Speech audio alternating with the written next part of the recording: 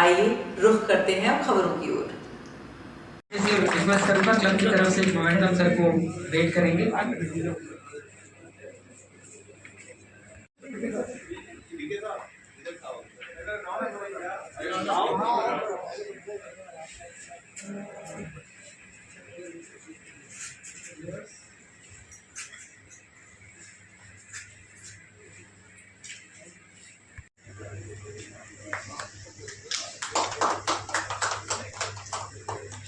Sir एक minute दीजिए। Thank you.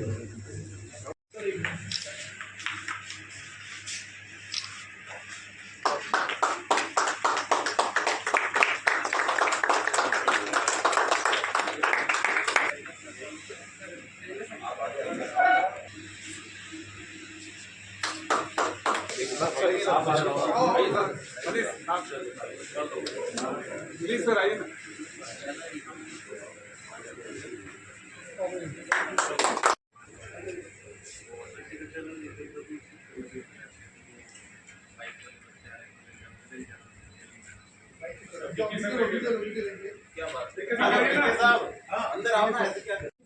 जो इम्पोर्टेंट चीजें हम ध्यान रखते हुए भी नहीं रखते हैं या हम नहीं ध्यान रखते हुए भी उसको इग्नोर कर देते हैं, उसके ऊपर हम फोकस करना चाहेंगे आप लोगों की मदद, आप लोगों की गाइडेंस के साथ। आज रोटरी क्लब के सौजन्य से हमें करीब 60 बैनर्स और होर्डिंग्स इनके द्वारा दिया गया है, जो कि ट्रैफिक से संबंधित जन जागरूकता अभियान में हमारी मदद करेंगे। और ये एक बहुत ही अच्छा इनिशिएटिव है। मैं आपके माध्यम से रोटरी क्लब को धन्यवाद देना चाहूँगा, शुभकामनाएं देना चाहूँगा। और मैं आशा करता हूँ कि इसी तरीके से भविष्य में भी रोटरी क्लब या कोई भी सिविल सोसाइटी ऑर्गेनाइजेशन, कोई भी संस्था जो हमसे जुड़ना चाहे, हमसे जुड़कर काम करे और उनके माध्यम से फिर हम आगे जन जागरूकता करके जो जोधपुर की जो ट्रैफिक व्यवस्था है उसको और सुचारू रूप से चलाने का प्रयास करेंगे। इस तरह के कार्यक्रमों से कहीं न कहीं जागरूकता को बढ़ावा मिलेगा? नहीं, बिल्कुल। ट्रैफिक की अगर हम बात करें तो सबसे जो महत्वपूर्ण स्तंभ होता है वो जागरूकता ही होती है। जनरली ट्रैफिक की जब हम बात करते हैं तो एक स्तंभ है इंजीनियरिंग, मतलब कि रोड का डिज़ाइन कैसा है। एक स्तंभ होता है एनफोर्समेंट, जो पुलिस के द्वारा जो MB एक्ट का एनफोर्समेंट किया जाता है। और तीसरा स्तंभ होता है एजुकेशन, जो जन जागरूकता। तो सबसे जो मजबूत स्तंभ और सबसे जो महत्वपूर्ण स्तंभ होता है वो होता है जन जागरूकता अभियान। जब तक लोगों में अवेयरनेस नहीं आएगा, जब तक लोगों में एक सेंस ऑफ रिस्पॉन्सिबिलिटी नहीं आएगी ट्रैफिक को लेकर, तब तक एनफोर्समेंट और इंजीनियरिंग से ही केवल हम रिज़ल्ट नहीं ला पाएंगे। तो ये बहुत ही अच्छा कदम है और रोटरी क्लब का मैं फिर से धन्यवाद करना चाहूँगा। और भविष्य में इसी तरीके से और हम कोलैबोरेट करके अलग अलग संस्थाओं के साथ जोधपुर के ट्रैफिक सिस्टम को मजबूत करने का प्रयास करेंगे। आमजन के लिए क्या मैसेज है आपका, क्या पैगाम? आमजन के लिए यही मैसेज है कि जो हमारे ट्रैफिक रूल्स हैं, रेगुलेशंस हैं, उसकी पालना करें।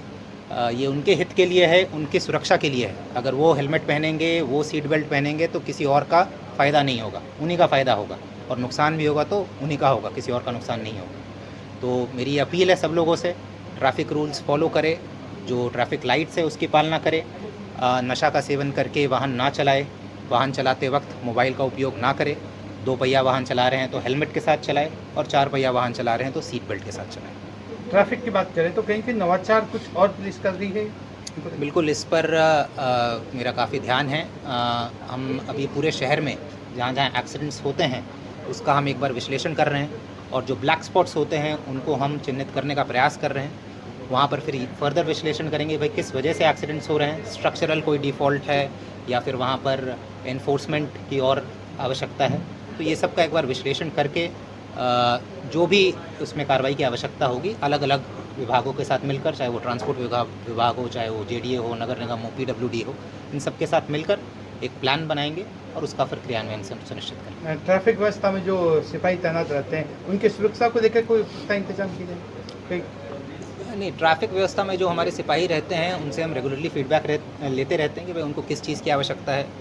बहुत बार जब कड़ी धूप होती है तो उस हिसाब से हम उनको संसाधन प्रोवाइड कराते हैं। बरसात के वक्त अलग तरीके के संसाधन प्रोवाइड करवाते हैं।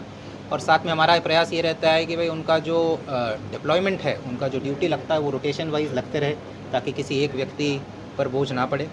तो ये संपर्क सभा लेकर एक बार मैं उनसे इंटरेक्ट भी करूँगा, उनसे चर्चा भी करूँगा, उनकी क्या समस्याएँ हैं और जो भी हमारे बस में होगा, जो भी हमारे लेवल की बात होगी उस तरीके से उसका निस्तारण करने का प्रयास करेंगे। होमगार्ड के जो सिपाही तैनात रहते हैं उनको कोई विशेष प्रशिक्षण या ऐसा कुछ दिया जाएगा ताकि वो और सुदृढ़ हो?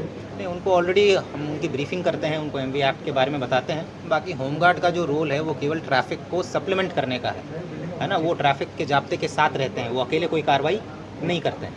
तो जितना उनसे अपेक्षा है उस हिसाब से उनकी ब्रीफिंग की जाती है और उनकी ट्रेनिंग ऑलरेडी की जाती है। Thank you sir. दिल से धन्यवाद देता हूँ। उन्होंने rotary club of Jodhpur round town को जो इनिशिएटिव में मौका दिया है उसे हमें बहुत ही बेखूबी से निभाया है और हम लोगों ने 60 बैनर्स पूरे मेन स्पॉट ऑफ जोधपुर में लगाए जाएंगे और एक अवेयरनेस कैंपेन चलाएंगे जिसमें हम लोग छोटी वीडियोस बनाकर उसको इंस्टाग्राम, सोशल मीडियाज़ में और व्हाट्सएप पे उसको रेगुलरली उसको ब्रॉडकास्ट किया जाएगा ताकि ज़्यादा से ज़्यादा अवेयरनेस आए। और हमारा ये लक्ष्य रहेगा कि जोधपुर एक सबसे one of the best city बने ट्रैफिक सेंस के मामले में। इसके लिए हम लोग समय समय पर इस तरह के प्रोग्राम करते रहेंगे और भी कई संस्थाओं के साथ मिलकर हम लोग इसे और भी स्ट्रॉन्ग पुलिस ट्रैफिक के साथ कनेक्ट करेंगे। ऐसे सर, जिसकी मिसेज का प्रिय नहीं होता ना कोई, वो बाहर लोग प्रिय हो जाता है तो हमें कोशिश करनी चाहिए कि कहीं फेलियर हो गए तो कहीं सक्सेसफुल होना चाहिए। क्यों? तो अच्छे काज के लिए होना चाहिए, समाज के लिए होना चाहिए। जब आप कोई चीज़ देते हो, जान बचाते हो तो प्यार भी मिलता है।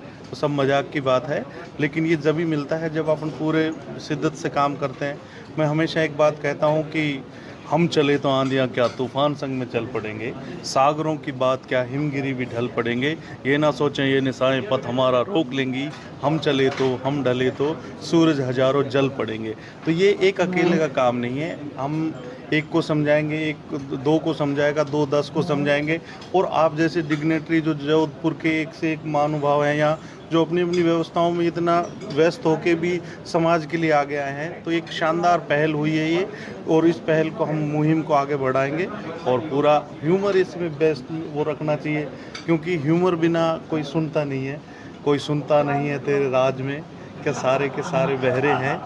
मत मायूस हो दुनिया की रंगीनियों को देखकर, ये दौलत के फसाने हैं जो न तेरे हैं न मेरे हैं। तो जो लटकते चेहरे हैं, हर तरफ लटकते चेहरे हैं, न जाने राज कितने गहरे हैं। मिल के चल नहीं पाते हैं 2 कदम, फिर भी जाने क्यों कदम कदम पे पहरे हैं। तो इन पहरों को निटाना है, लोगों को समझाना है। जान बचाने की इस मुहिम में सबको बचानी होगी जान, तब जाके हम अपने देश में लगभग 1-2 लाख के करीब लोग इससे अनावश्यक उस थोड़ी सी समझदारी से जानें बच सकती हैं। तो ये एक अकेले का काम नहीं है, एक मुहिम होनी चाहिए।